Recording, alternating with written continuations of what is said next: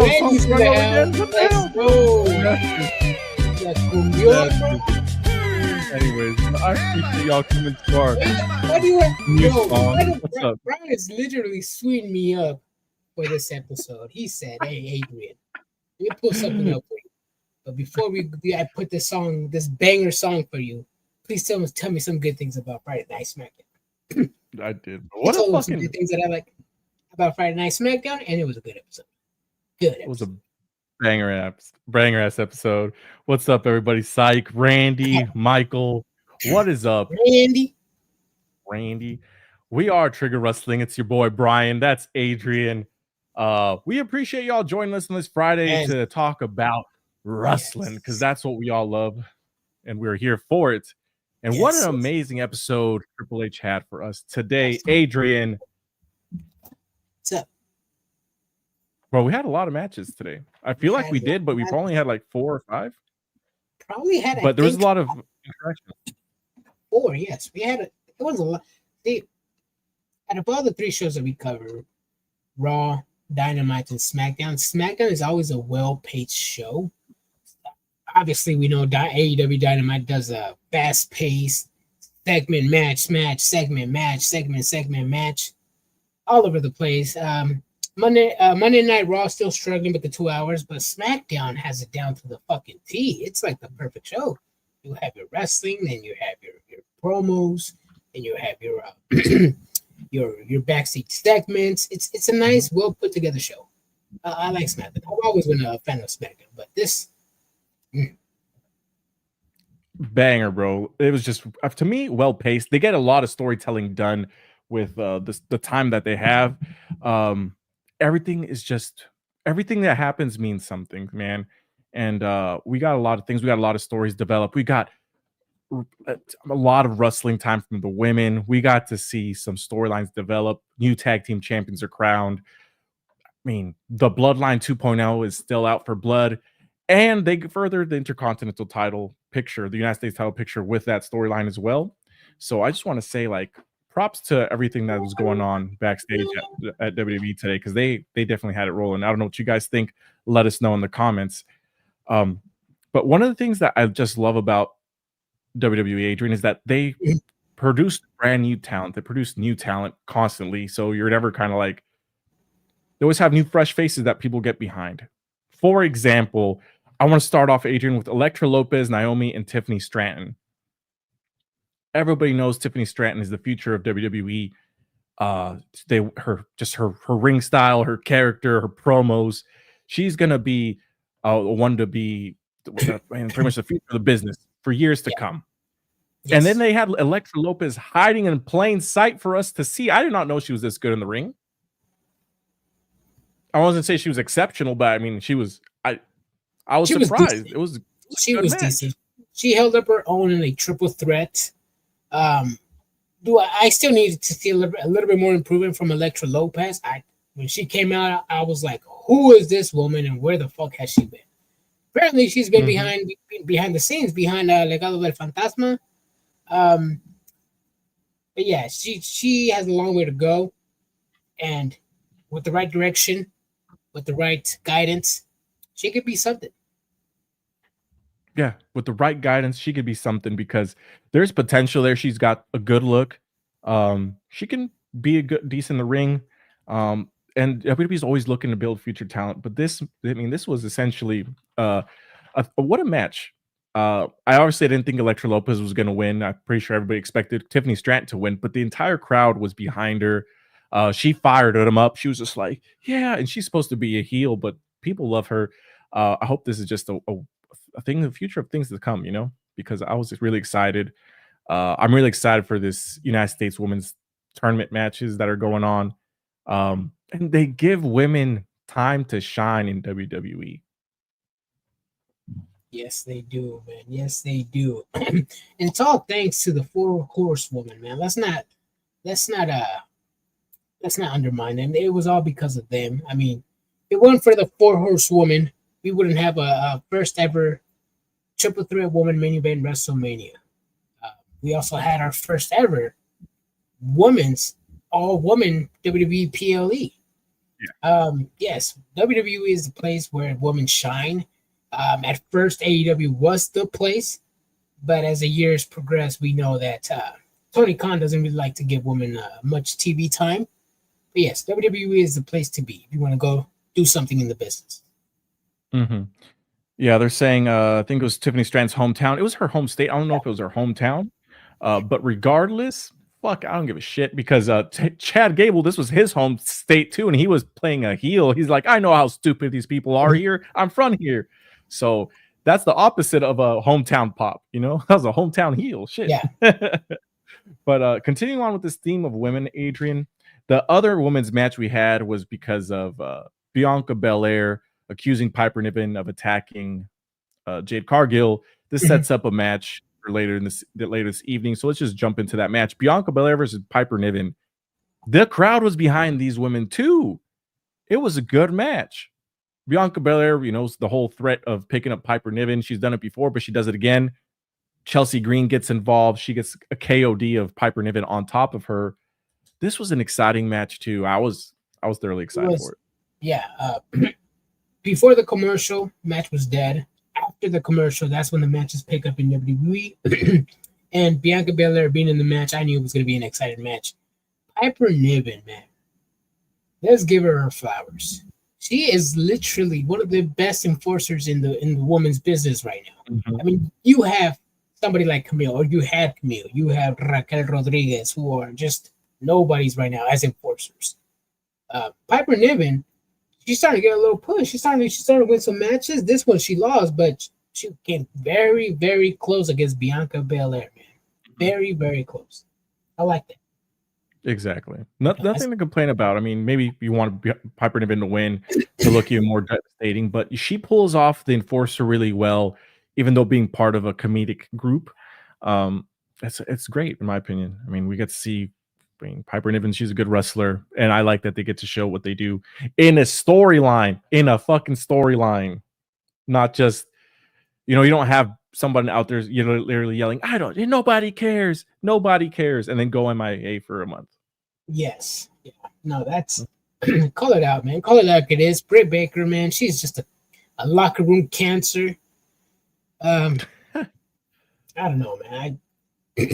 I'm a Thunder Rosa guy, so. Yeah, and see, we're going to talk about. This is a good segue into Thunder Rosa, Adrian. I want to ask you this because she recently was talking on Busted Open Radio. She was discussing the fact that she's tired of people asking her if she still works for AEW, and she's like, you know what? Look it up, AEW Collision. That's where I work. There's Dynamite, there's Rampage, there's Collision. You usually find me on Collision. And she said, if I get asked that one more time, she's just going to send them YouTube links or something, she said. Yes. And that's something that's something we've been talking about in this pod for months now. If you want to be noticed in AEW and you want your stock to go up, you need to be on Dynamite. Yes, Thunder Rosa was a former world champion, but right now she's mainly on Collision and Rampage, not really on Dynamite. And that's what's hurting a lot of these women. Yes, we're getting some women matches on Collision, but who really watches Collision? Only a fraction of the sickos watch Collision nowadays. So Thunder Rosa's stock, I can feel her frustration. You know, fans want to see her, but they have things to do on Saturdays and Friday nights. We want the characters that we fell in love with from day one in AEW back on Dynamite. I mean, look how hot AEW was back in 2019, 2020 with all these popular characters. Lucha Bros, Santana and Ortiz. I mean, the list goes on. I mean, you had Kenny Omega, Young Bucks when they were hot. Now you have all these Tony Khan guys stealing TV time from all these amazing characters that we loved, like Thunder Rosa herself. It's just sad, man. It's sad because, you know, these people put gave their heart and soul for Tony Khan. And now Tony Khan is like, yeah, you need to be on this other show because Jericho or somebody else wants TV time on Dynamite. No, that's Thunder Rosa. I'm 1000% behind Thunder Rosa, man. I would be annoyed if fans asked me where I was working, but if you're going to be a wrestler in AEW, you need to be on Dynamite. That's the number one goal for every wrestler in AEW right now. Nobody Exactly. Rampage is going to be dead by the end of the year. Exactly. So that's why I like to ask you about that, because she's upset. But here we are. If you look at the flip side, WWE women are just getting tons of TV time. They get segments, they get promos, they get recaps over what happened on the pay-per-view, stuff you usually don't get. I mean, if AEW were to start doing recaps of stuff we saw in Collision throughout the card, then maybe wouldn't be confused as to who really works for the company or what's going on, because it's very, very much separate rosters at this point. And it is pretty much what it is. Yes, I'm a big TR fan, Thunder Rosa fan, but I mean, she's beating Deonna Purrazzo. Deonna Purrazzo used to be somebody when she first debuted in AEW, and she's not there anymore. Thunder Rosa. I mean, they might as well be wrestling in Ring of Honor. I mean, that's how it seems, you know. Yeah, and I think Deonna, she's in Rampage with Taya Valkyrie. They have a little faction going on. They do have a faction going on, and that's on Rampage, but that's another story, right? Like I see more of Taya Valkyrie because of Roy Lucier posting her stuff of her songs and stuff. You know what I mean? Like I see her more on social media than I do on AEW TV. But yeah, man, it is what it is. Appreciate y'all commenting. Let's take a time to answer some of these comments. Hey, I'm upset because my TV isn't working, so I couldn't watch SmackDown. You missed one of the best SmackDowns. That sucks. You missed a good one. Let's see. Caitlin Adams says, shout out from Corpus Christi, Texas. Those fans didn't deserve this episode. As someone who comes from a notoriously quiet town for wrestling, that building was disappointing. Card was solid. That card was. I mean, not the card. The fans were a little disappointed, in my opinion. They were disappointing, man. Were they? I mean, on my side, they seemed pretty loud. I mean, they cheered a lot for the hometown crowd, for the hometown peeps, but yeah, no. DIY and Motor City Machine Guns didn't get a pop. The crowd was mainly quiet most of the match. Elektra Lopez got crickets. Chad Gable at first got crickets because nobody knows their songs. They're still under that Def Rebel music, whatever. Yeah, man, it was a disappointing crowd, man. Disappointing crowd for a banger fucking episode. Yes. Steven says, hello, soccer stars. Hey, what are you wearing today, Adrian? I am wearing the Air Nomad jersey. Is that Avatar the Last Real Madrid? No, that's just Avatar the Last Airbender. Oh, that's what it is? I'm dead. Yeah, they did a collab with Box Lunch, I think. Oh, shit. Lunch okay. Box Lunch? Yeah. He said, you still work for Triggered Wrestling? Duh. Damn. Wait, where's Batman? Batman, he's gone, bro. He's a free agent, and he signed with another team, bro. So, bye-bye, Batman. It is now Lights. So, I don't know. I gotta get more lights, camera, action. Yeah. I mean, I think this is pretty good. Yeah. Y'all let me know. You don't like the blue lights? Would you rather see a wall full of stuff? The closet door full of stuff? Damn, bro. They're gonna hate my new background next week or after. I'm gonna be in a white wall. I'm gonna be in that white wall. Oh man. Alex says, what I missed. Sorry, man. Just came back from eating. What were you eating, bro? I want to know what you're eating. Buenas noches. Real question. If they didn't Taco Bell, we don't want to hear it, bro. Because we are. I want to hear it. He was eating a Costco glizzy, bro. Hey, yo. With the chicken wrap? Nah, bro. Just a hot dog. Hey, hold the no bun. Sauce. No bun. Yeah, man. It's like that. I'm dead, bro. Oh shit. He's eating Red Robin. Oh, hey, Red bro. Robin. Okay. Red Robin, the hamburger that has the egg on it. I don't know what it's called. Banger. Bro, sunny side up. Yes, in the morning too. Mm-hmm. All times, bro. I might just make one right now after this. Mm-hmm. Let's see here. Need to get a cut out of Gold Dust. Cut out of gold. He needs to get a Goldust cutout. Hey, yo, Goldust. Yo, Goldust. What position is he gonna be in? Yeah, we got a Shorty G reference today. It was all good. Cold as it's welding, bro. Alex says only on the weekends you hold the buns. Damn. You guys are funny. Let's get back to SmackDown, everybody. I appreciate y'all joining us.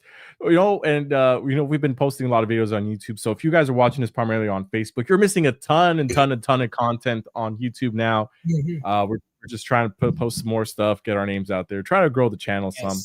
So I appreciate all of y'all for even joining us. It means a lot. Yeah. All right, Adrian. So the show starts off with Shorty G and Stardust, Cody Rhodes and Chad Gable. Chad Gable explains that the transfer window is open because it's like soccer season. So Nick Aldis made the call. I'm over here and trying to work out a deal. How do you feel about Shorty G challenging Cody Rhodes? Hey, man, we've seen it done before numerous times. That mid-card talent thinks he can stand a chance against the top guy in the company. I have no problem with this, man. We've seen this throughout many years, many times. Sometimes we get future stars out of this, which I don't mind. I don't mind when a current champion faces a mid-carder. I also don't mind a former champion facing a mid-carder. We've seen it all done before, bro. I mean, it's not. It gave us a good match. It gave us a good reason why Chad Gable was at the arena. It gave us a good reason why Chad Gable challenged Cody Rhodes. He's a fucking bad friend. And Chad Gable would never do that. Chad Gable is not like that, bro. And this was a great way to build the match for the main event. And that's the little details that AEW is not doing. Just have someone go out there, cut a promo, interrupt, set up a match for Collision or Rampage or Dynamite later that night. It's so fucking easy. And AEW and WWE has perfected this to the T. Yeah, they have. They could have easily just had him go out there and not explain why he's there, not explain anything except for just cut a promo or just have a random match, because that seems like what they do because it's AEW sometimes. But they got to improve, and they got to take some pages out of WWE's playbook here. It's not that hard to cross your T's, dot your I's, make sure the story makes sense for people. They made it the story. I mean, that's why you see all these faces mixing. Gunther was on SmackDown today backstage. He might, Carmelo Hayes is teasing getting traded to Raw for Netflix. Dominic was backstage. I'm sorry, who? Dominic was backstage, but I feel like he's been backstage for a while with the whole Liv Morgan thing too. But there's a lot of stuff going on, and everything means something. So we do get Shorty G. Chad Gable gets a match with Cody Rhodes, and a lot of people are going to say, but he loses his matches all the time. And I understand that, but he puts on some great matches, and everybody knows that. Well, from everybody I know, nobody dislikes Chad Gable. They love him for his ring work, his storytelling. He's definitely evolved as a character. And even though he could lose some matches, I think that regardless of where you put him in, he's a credible challenger. Yeah. Chad Gable is one of the only few people in WWE that can have a match without a storyline and people won't complain. The other person, probably Gunther. For sure, Gunther. Pretty sure. Braun Breaker as well, another person. Sheamus. The whole I just want to fight. That's his gimmick right now. No story. Just want to go out there and have some bangers. There's a few people in WWE that can do that. And I like how they're rolling with it. Even if it's a one-time off, like right now with Chad Gable and Cody Rhodes, hey, it still gave the fans a good match. Gave the fans possibly a future mid-card champion, a possible, I don't know, 7-time Intercontinental Champion in Chad Gable. You never know. Exactly, and he did take Cody Rhodes to the limit. He was working on that ankle. It took a whole team effort because the Creed brothers also got kicked out ringside. It was a solid match. What? Nothing. Just me and Alex going back and forth on. We were going back and forth in the comments about main roster fighting out with mid carders. Oh yeah. No, you know what? And I was actually gonna point something about that, right? Because I'm the guy that complains about that I like to see difference between main eventers, people going for the titles and mid carders, and we saw that perfectly in a segment today, Adrian, where Shinsuke Nakamura comes out to talk about him winning the title. He's interrupted by LA Knight wanting a rematch. Then Andrade comes out and wants to rematch with Nakamura. And then you see the Bloodline 2.0 attack Andrade and LA Knight. Shinsuke Nakamura is kind of cowering, and and then he threatens them with the poison mist. And then they just start beating the shit out of him. And yes, it was a sneak attack, but to me, that differentiates like the main event scene from everybody else. You know what I mean? Yeah. Like, what do you mean? And that, like who's the main character in there? Yeah, exactly. Who the main characters are? That they're the main characters for a reason, because they're, I guess you know what I'm saying is, like, for example, you can't in AEW. Leo Rush is, I mean, for example, yeah, Leo Rush is taking the fucking former world champion to the limit. Yes. And in this, it's like they got beat relatively easy by the Bloodline because they're just seen as that much above everybody else. Yeah, so things like it was a sneak attack. But we're probably going to get a setup for match on that later, for next week. Yeah, actually. So, would you mind a partnership between LA Knight and Andrade and build a tag team? I think so. You know what I think is hella funny is when LA Knight, he's like, "Listen here, hombre." It's it's like that's racist as shit. It's racist as fuck, bro. Fucking LA Knight. And then he was like, he's the best. Fucking LA. That shit is so funny, bro. He's like, "Listen here, hombre." Yeah. I don't know, man. It is what it is. But there is definitely a pecking order in the WWE tier, and I'm here for it. And I wouldn't mind, obviously, with Tonga Loa out. I wouldn't mind Jacob Fatu and Tama Tonga building a small tag team right now, just for the brief time. Also wouldn't mind LA Knight and Andrade team up for a minute. I mean, the tag team division desperately needs help. Unfortunately, the tag teams WWE currently has are not doing the job. LA Knight Andrade, it's a good tag team. Tama Tonga and Jacob Fatu, amazing tag team. Yeah. And that's one of the things I kind of forgot to mention. At the beginning of the show, they recapped a whole bunch of injuries that had happened at WWE since Survivor Series. Bronson Reed, we know he broke his ankle, will probably be gone for a while. Tonga Loa was injured. He's tore his tricep, I think that's what they said. And Jimmy Uso is gone for a little bit because he has broken toes from his dive. So a lot of injuries from this one match. Even if they were storyline injuries, but they're not. They're not. And you know what's funny? It's like people on social media are hyping this up. Same with the announce table of the grueling match of War Games. Took these guys to the limit, and this is how it shows you that this match is no joke. That match was PG compared to Blood and Guts. But hey, injuries can happen anytime.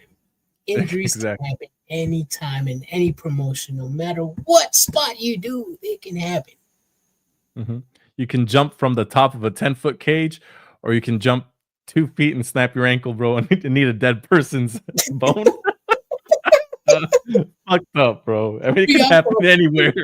Be out for a fucking year? Yeah. How long was Cole out for? Almost a damn year. I think they said a year and a half, something like that. Yeah, fucking Cole, bro. Yeah. He said, I'm down. I lost 2 soldiers. If only he had some muscle in that ankle, bro. Damn, bro. Because the modern medicine will get them back really fast, man. Let's see here. Caitlin says, if Bronson Reed didn't get hurt, him and Jacob would have been a devastating tag team. Yeah, I'm surprised that he fit so well into the Bloodline 2.0. It could have been. Do you remember Umaga's tag team? What was their names? 3-minute warning. 3-minute warning. Can you imagine a 3-minute warning version of that with Jacob Fatu and Bronson Reed? Especially because that's his dad. Oh yeah. That's Solo's dad. No, Jake. Umaga. It's Oh, sorry. one I'm way off. Umaga is Zilla Fatu's dad. and then the other guy, what's his name? It's Roman Reigns' brother. Brother. Yeah. What It's was his Rosie. name? Rosie. Rosie. I was thinking of Joey for some reason. No, it was Rosie and Jamal. Yep. Hold on a second. Alex is wanting us to come get him, bro. So let's get him. Maybe. He says there's a difference. I think they're jumping the whole roster. That only worked in the old times. Now it sucks back then. WWE main events and low carders made it worked. And then he says back then low mid carders were real horse workers, and they deserved the spotlight. Come at me. Bro. Eric Bischoff killed WCW. Actually, killed the whole cruiserweight division and lucha libre division in WCW. But yeah, they worked the workhorses. And I'm a little disappointed because I didn't have cable back in the day, and I was always a WWF guy. And if I knew what WCW was doing with that cruiserweight division, I would have been a WCW fan. But hey, glad I'm not, because they're dead. Wow, they had some good matches. I mean, we should go back, bro. I think I know a couple guys that run like podcasts that just talk about old stuff. Maybe you could give them a listen, Adrian. Oh well, I mean, they would have to do the research though. That's true. Rosie, let's see. Anyone seen Finn Balor's big bro? Who's Finn Balor's big bro? Rob, let us know. I feel like this is a good joke, bro, but I don't know where the joke's going. I don't know either. Well, let's see. Okay, it says Eric was the first one to present them to a national audience. They wrestled in WCW, or sorry, in ECW first, sure, but few saw it. Yeah, agreed. Yeah. That's like our memes. Sometimes we're like the first to break news for like certain wrestling things, you know, like on Facebook. But it doesn't get that big because then you get like fucking Inside the Ropes and wrestling fucking news, or Dave Meltzer tweets about it like 2 minutes later, and then they get all. Yeah, your picture of that of the empty side of AEW Stockton got shared a lot. Yeah, my fucking picture, bro. You should have put a watermark on that, bro. It's literally your picture. I saw it on your camera roll. I know. I took that shit, bro. But you know, and then I saw people getting it passed around, bro, like some common slur from the streets of Figueroa Street in Los Angeles, bro. It's all bad. Oh, it is what it is. It is what it is. YOLO, right? YOLO. You live and you learn. Adrian's WWE. Oh, go ahead. I was about to read that. Rob said Adrian's WWE old school knowledge of success. Yes, I will tell you that too. I didn't start watching WWF till like 99, 2000, and then I stopped watching WWF around 2005, like 2009. Mm-hmm. Yeah, there was a lot of years where I stopped watching WWE. But hey, that's why we have the network, right? Yeah, that's true. Blue World Order was crazy good in ECW. It was really good in ECW, and then obviously we did get it in WWF, but it was definitely not the same thing. Mm. I hear stories about it, bro.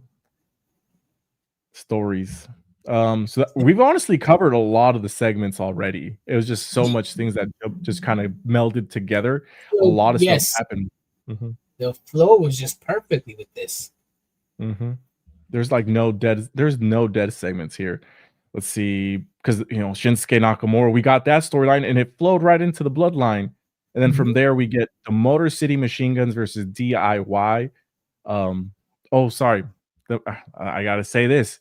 And it took like 10 to 15 seconds to explain that somebody jumped the Street Profits. The tag titles still have to be up for grabs. DIY, they volunteer to take the title shots. They end up winning, and we correctly predicted that Johnny Gargano was eventually going to turn heel. He low blows one of the guys of the Motor City Machine Guns. I don't remember which one. They end up getting the W. So we get new WWE Tag Team Champions here. And I just want to say, Adrian, I love seeing the Motor City Machine Guns wrestle. They're such a good tag team. They have tag team moves together, which is something that we are lacking in WWE and in AEW outside of like the Outrunners, that nobody does tag team moves anymore. You mean Spot Monkeys? I want to say spot monkeys, but like for example, like they do like an elbow thing, right? Yeah. One hits them in the elbow, and the other one hits them in the like they have Yeah. synchronized moves, Yeah. spots Spots. that they do. Yes.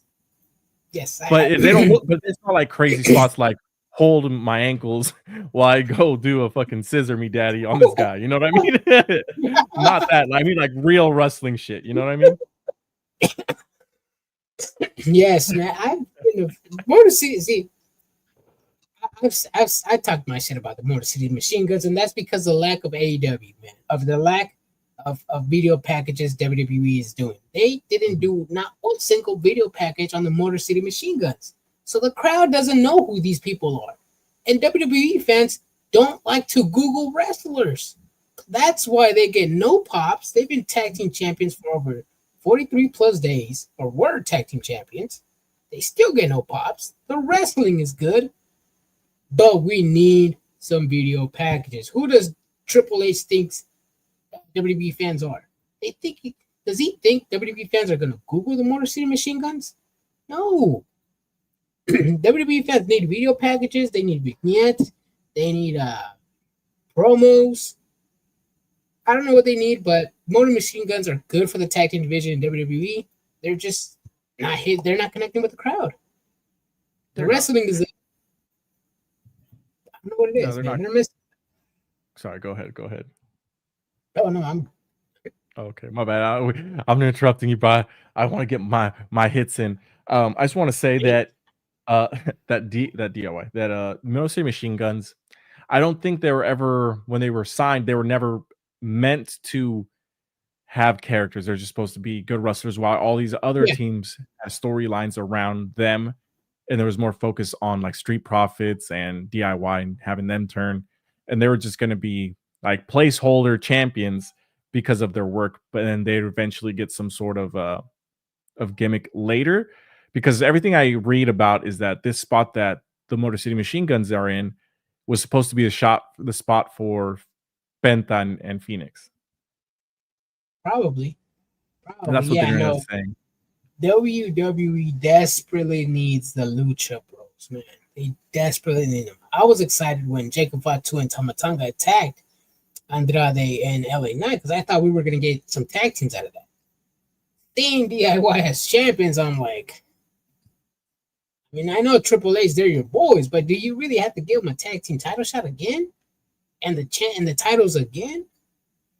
I don't know. I would have mind a triple threat at Saturday Night main event. But hey, we're not the Breakers. We're just supposed to watch and stay quiet, I guess. This is true. Let's see. Alex says, no Taco Bell match of the night, no commercial tonight. We haven't done the commercial in a long time. Yes. W's WW. But let's see here. But what is my match of the night? There was man, I was so excited for a couple of these matches. I'm gonna go with Bianca Belair and Piper Niven being the match of the night, dude. That thing was just so good. It was such a good match, honestly. But then fucking Cody Rhodes and Chad Gable was such a good match too. But that was expected, though. The fact that if you saw, I don't know if you remember Piper Niven, when she came out, she got crickets from the crowd. After the crowd saw what Piper Niven had, the crowd started cheering for her, started cheering for the match. They were excited. But you got to give it to Piper Niven, in my opinion. She literally impressed a lot of people. And to think Vince McMahon fucked her over by giving her the name of Dewdrop, bro. Fucked up, bro. Fucked up. I keep thinking of those fucking little thumb drop. Not my gun drop. Dots. They're the dots. The ones in the little yellow fucking cartons. Yes.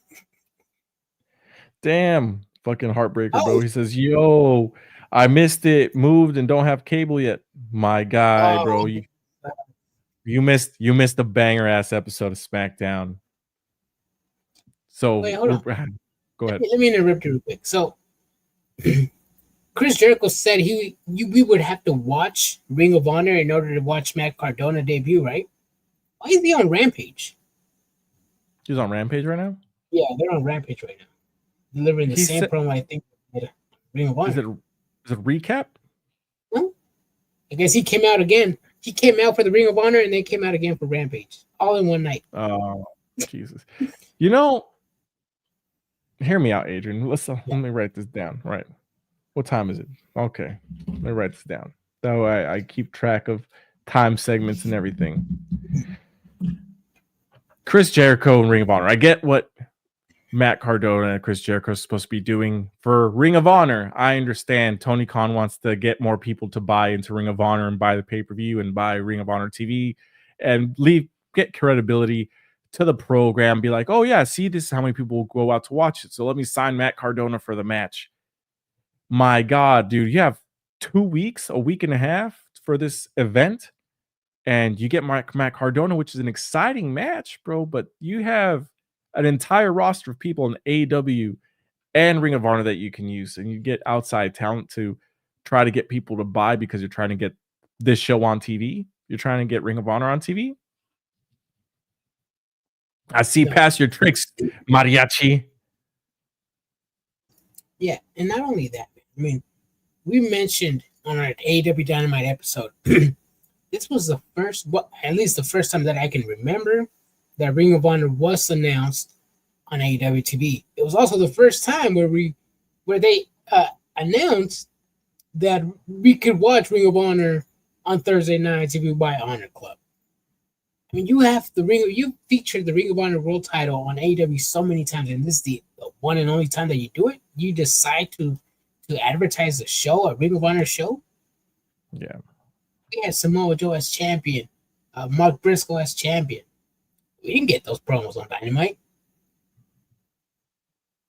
No, I mean, we did not. I understand it. Ring of Honor is Ring of Honor. I mean, Ring of Honor was never this global sensation that was selling out 10,000 seat arenas worldwide. It was just a glorified indie show that people knew about it. But people knew about it because of the characters that they had. You know, the Elite being a big deal in Ring of Honor. Jay Lethal, Young Bucks. Right now, who does Ring of Honor have that you want to tune in? I mean, the only one that I can think of is Lee Moriarty. Who? No, I'm just kidding.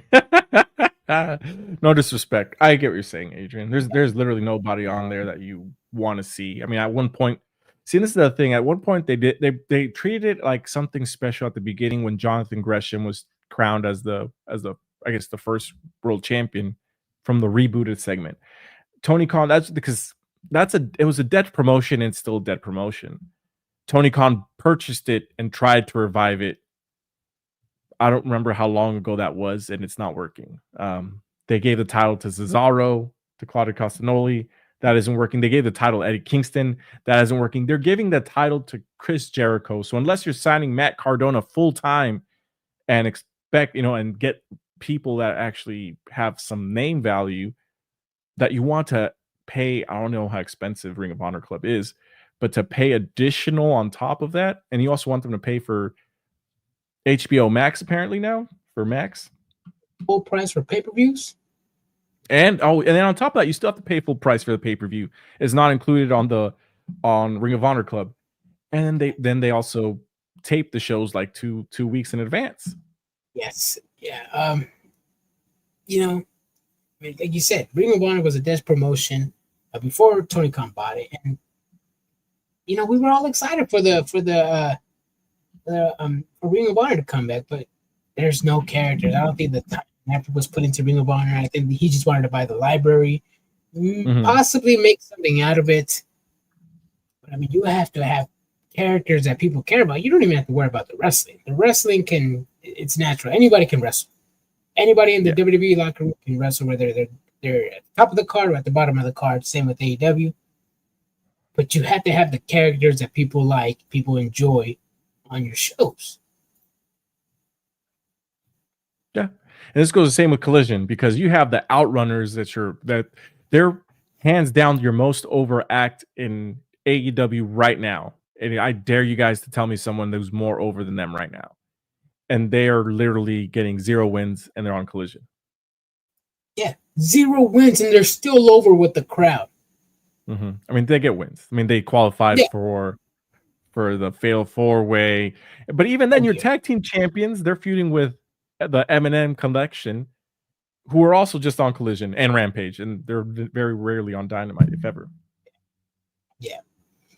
I don't know what's see, and that's I guess I would say that's the thing that WWE is doing differently. I don't know if you noticed, like once somebody gets a title, they kind of stop wrestling on TV for a while and deliver promos. Pretty much just build a story around it, their championship, and either whether they're heel or face. In AEW, when you become champion, sometimes you might be gone for a few days. We were just talking about Thunder Rosa. When she won the title, she didn't get no celebration. She didn't get nothing on Dynamite Rampage. She got it like 2 weeks later. Mariah May has gotten 4 or 3 title celebrations on Dynamite, Collision, and Full Gear. Yeah. It's bad. And then the other thing about Ring of Honor, I just want to just beat him to the ground right now one more time. When we attended AEW in Stockton, bro, as soon as they announced that the taping was over and they're going to start taping for Ring of Honor, there was one. I think they announced that there was 1,800 people there. More than half left. A lot of people fucking just left, and they're like, "Hell nah, bro." And those are your diehard fans. Yeah, it doesn't help when you have a show that starts at 7 p.m. on a regular Thursday afternoon, bro, or Thursday evening, I should say. Yeah, it's not like it's live, you know. Yeah, and it's a 4 or 5 hour show at 7 p.m. on a Thursday evening. I mean, I would understand, and it's a tape show at that, Brian. So you don't even have to be TV ready. It's a tape show. 7 p.m. is basically you just don't want people to watch then. Yeah, but there's things that they can improve on, and people. I mean, if Tony Khan just took the time to read tweets and just be like, you know what, I've seen hundreds of people say the exact same thing. Maybe it's not bots. Maybe it's just people really upset because, like everybody, like Heartbreaker. I mean, there's people that are on our Facebook group that they're like, you know, I used to watch and I don't watch anymore. And I ask them, like, why aren't you watching? Oh, because of this, and this, and this. There's no storylines. All the matches are the same. There's no hierarchy of who's on top. At this point, honestly, all the matches are starting to blend together. Yes.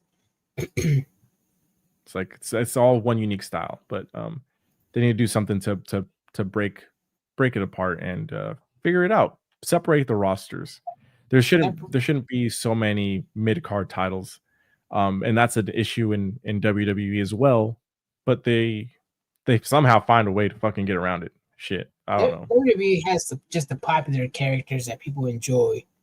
Yeah, man, that's something AEW is liking. I mean, all the characters that we all love, they're on shows that we don't watch, or shows that are like on Rampage or Collision. Exactly. That's the thing. Like, imagine if Cody Rhodes wins the title and just goes missing for like 3 weeks. That's what they're doing. You know what I mean? Like, even, and you could say, well, what about Roman Reigns? He was champion for 4 years. He was a part-timer. Yeah. I mean, technically, yes. But see, here's the thing. I mean, Roman Reigns had already built his character, his aura for how many years? 10 plus years? Yeah. He was they gave him the god tier of wrestling. Yes. I mean, when you build yourself up like that, I mean, you don't really need to appear on TV every week. You also don't need to wrestle every week. Exactly. Yeah, it's just minor details that AEW can improve, and for some reason they are not improving on. And it's the small, minor details. Fix those first before you fix the big issues. Because if you try to fix the big issues, you're just gonna fuck it up. Exactly. One of the things that I kind of wish we would have got some sort of storyline wise on SmackDown was Roman Reigns. They won. He wasn't on the show. Jimmy Uso, Jey Uso, they weren't on the show. Obviously, Jey Uso's hurt. We got no Sami Zayn. I feel like WWE should have recapped or done something about these guys. Obviously, Bloodline 2.0 was there, but I still feel like we needed Roman Reigns. We needed Paul Heyman to at least make some sort of appearance. Yes, and during this show, I was talking to some people on the comment section, and I actually do. Although yes, it's Jimmy Uso and It's gonna have to go away for a while because he's injured. I wouldn't mind a break from this bloodline storyline. I mean, it's ran its course in my opinion. I mean, they had a fight at War Games for absolutely nothing. Not even the Ulafala. Roman Reigns won. He could have grabbed it, but he didn't. I wouldn't mind taking a break or two from a month or two, probably 3, from this bloodline and have just Roman beat Solo Sikoa right before WrestleMania. That's all it is, just to get that Ulafala. Mm-hmm. True. They got to get something. And there's all these storylines going on. They're building up to Saturday night's main event. They're going to build up to the next Saturday night's main event in January in San Antonio. If you guys, I know we have people in Texas. I don't know how far Corpus Christi, Texas to San Antonio. I think it's on the opposite side. So I don't think you're going to be able to make that one. But it'd be dope if you did. That's a big state. That's a big ass state, man. It's like California. California's long as hell. It's like when people tell us, "Oh, you live in Sacramento? Oh, you should be going to LA every other day." No, hell no, bro. Hell no. I don't even want to drive to the Bay Area, bro. Me either. I don't even want to drive down the street, bro. See the traffic out here, the drivers out here. One drop of rain, they start crashing. This is true, but I feel like that's everywhere, dude. I feel like that's everywhere. But I mean, that's pretty much the entire show. We pretty much laid out everything. Kevin Owens and Michael Cole. We left that out. Kevin Owens pretty much saying that I'm right. Nothing really much to say. I mean, the same promo every week, but hey, there's a storyline. My one little complaint is that while Kevin Owens said, "Oh yeah, I'm outside," wait, he's literally right next to the loading dock. Cody Rhodes told Chad Gable, "Oh, be prepared, because at this match, I'm thinking about Kevin Owens." Cody Rhodes, were you not watching the show? You could have attacked Kevin Owens. He was right there for the choosing, for the picking. I mean, for the picking, he was right there. You know what I did think was funny, where he was just like, he kicks Michael Cole out of the car. Michael Cole's walking away. He rolls the window down. He goes, "Hey, Michael," and then Michael Cole walks back and he rolls the window up. I would have liked that. You remember when the Undertaker kidnapped Teddy Long? Yeah. I thought it was going to be something similar because he was telling, "Oh, Michael Cole, get in the car. It's warm in here." And Michael Cole was hesitant to get in the car. Yeah. I was like, "Oh shit, we're going to get something similar." He's going to drive I'm okay with the little interview. Yeah, it was dope. You know what I thought was dope is that they did the sign of the night, dude. Did you see that? No. Right before that, they're like, I guess, trying to work on Michael Cole going backstage.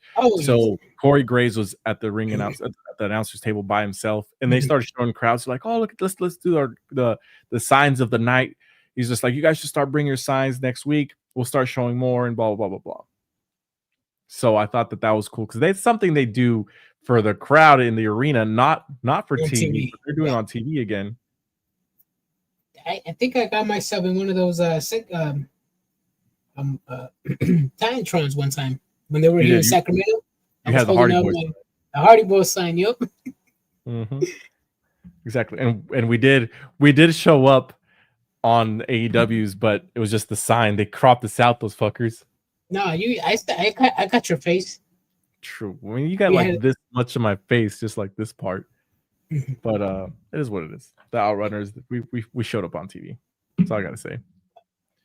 All right, so this is our Friday Night SmackDown episode. We're free. Let us know what you guys want to talk about. What do you want to talk about? Brian, I want to say something that's going on Twitter right now. A few people have been pointing it out. What's up with all these backstage attacks, man? I feel like we're getting some repetitiveness from Triple H's booking style. I remember I talked about this a while back. He's pretty much giving us the same storylines over and over with backstage attacks. Pretty much every match that's being built up, it ends in an all-out altercation with security personnel comes out. Is that something that you want to keep tuning in, or is it just bad because it's repetitive storyline, copy and paste? It's getting repetitive, but I feel like it's playing into the story because we never found out who really attacked Street Profits. Like, we assume it was DIY, but when they interviewed DIY, John, what's his name? Tommaso Ciampa seemed completely unaware to what happened. Yeah. So who knows? Maybe it's somebody else attacking them. But I mean, it's getting a little bit repetitive. I get it, but it's not excessive to the point of like where you're like, oh, what the hell, another backstage attack? No, I think I'm at that point. But Oh, yeah, you're at the it's, okay. but if it's good and it's no, see, because there's four of them going on at the same time, four of them. So I'm like, if I get one, okay, cool. And if I see the other one similar, and the third one and the fourth one, I'm like, well, this is just copy and paste. But hey, they could swerve us. They've done it before. They can. Maybe it is. Maybe it's Lucha Brother number 1. Maybe. I'm just kidding, bro. Maybe. But let's see. Michael Graham, he brings up a cool fucking thing, bro. Packet McAfee is returning is awesome news. It is. I'm excited. He's gonna be at the first episode of Monday Night Raw. That's dope. Is it gonna be him and what's his name? Joe Tessitore? That would be dope. Maybe. I feel like that would be like really crazy. Like Yeah. one straight up announcer and one just wild motherfucker.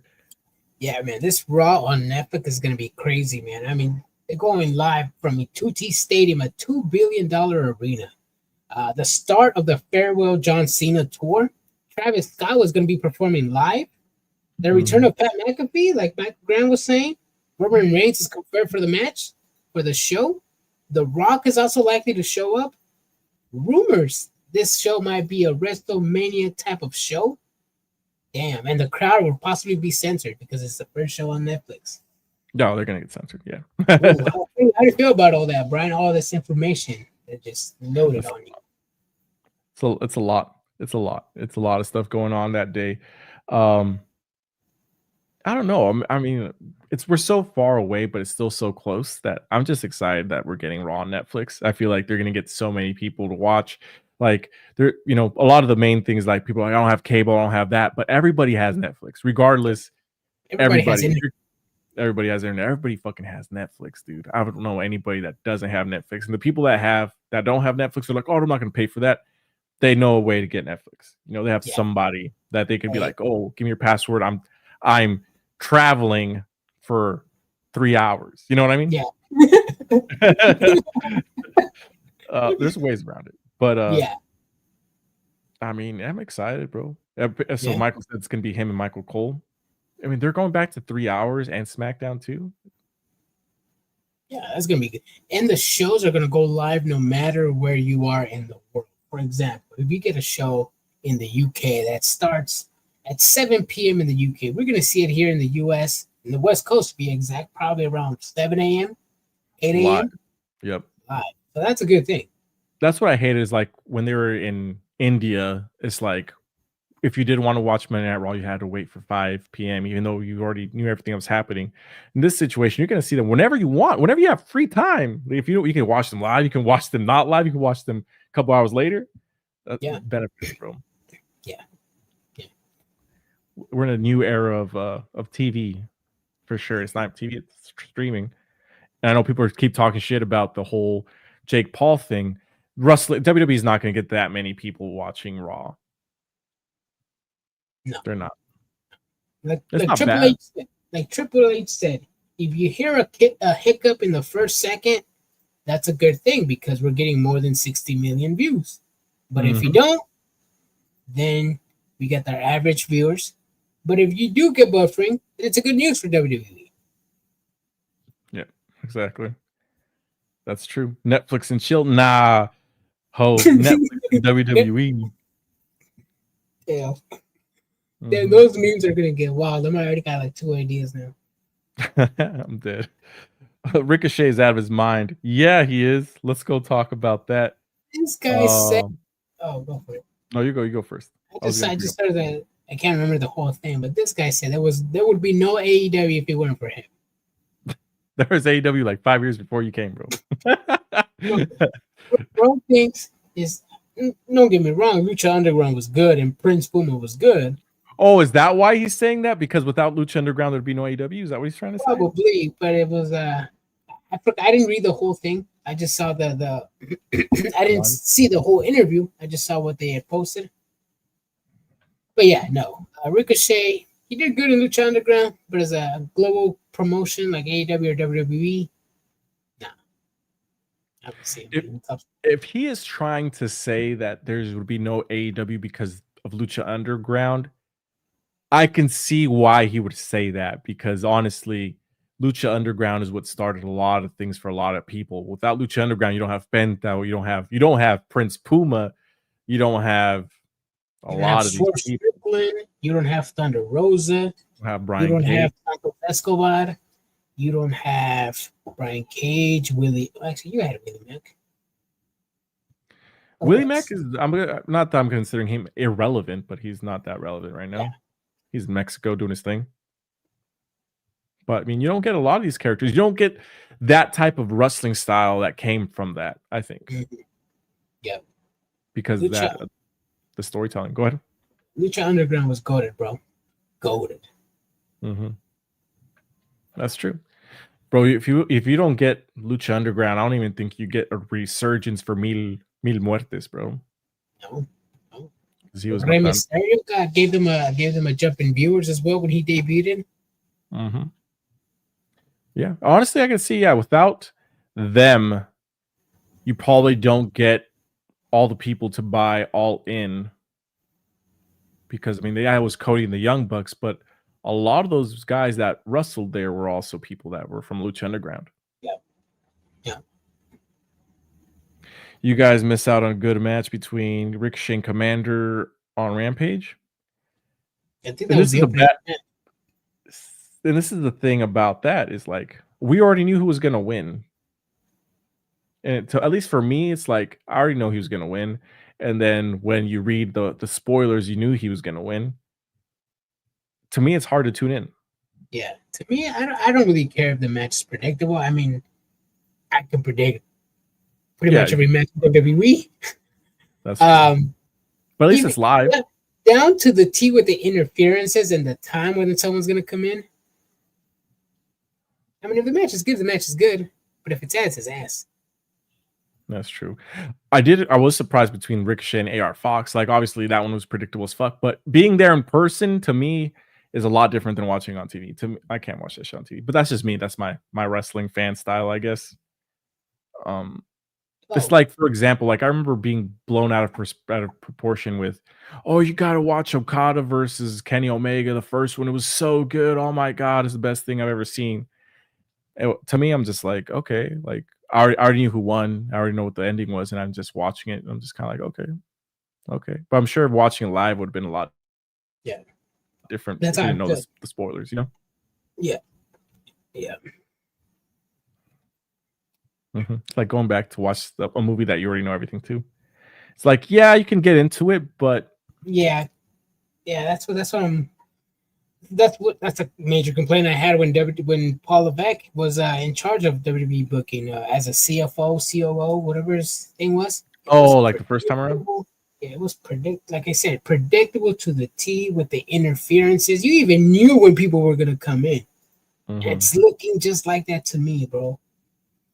Hey, the only good thing I have is that at least they're letting them wrestle. Back then, Vince McMahon was still in charge, so he was not letting people wrestle. It was just like a few moves here, a few moves there, interference, call it off, and just book the rematch for the next week or a triple threat or something. Yeah, I'm excited we're seeing a different side of DIY. Like, they is it just me, or did their wrestling seem a little bit different to you? Obviously, there was like feuding and all this stuff, but they did a lot of shit that, like, I don't think I've ever seen them do. It could just be the storyline around it. Probably it could just be like, just act a little bit more tough, hit with your chest.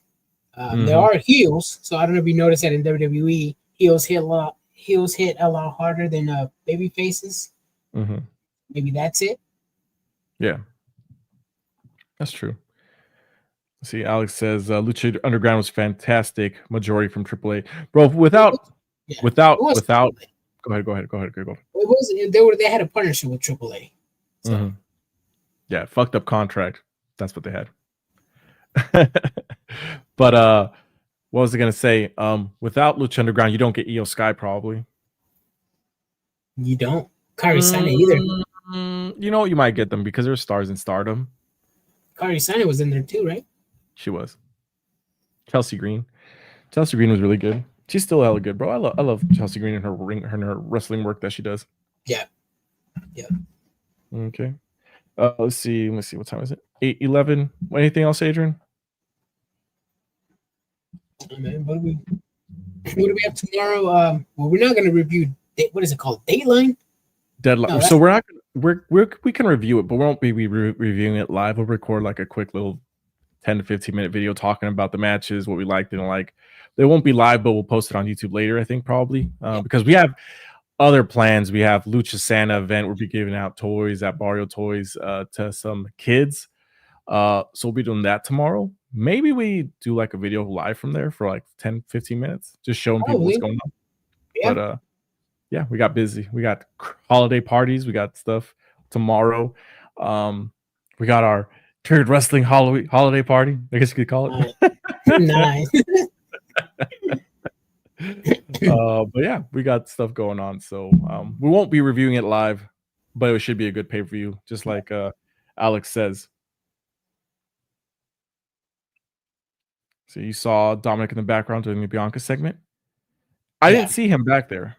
Yeah, he was talking with Aldis. Oh, fuck. I looked down. I was writing notes.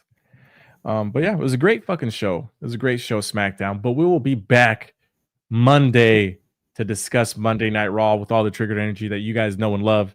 Watch us on YouTube. Give us likes, follow, subscribe. Check out our new videos. Because we're doing like news and stuff. So check it out. Let me know what you think. But I appreciate y'all joining us. Michael, Fadil, Alex, all y'all. Caitlin, thank you so much. See you next Monday. Deuces.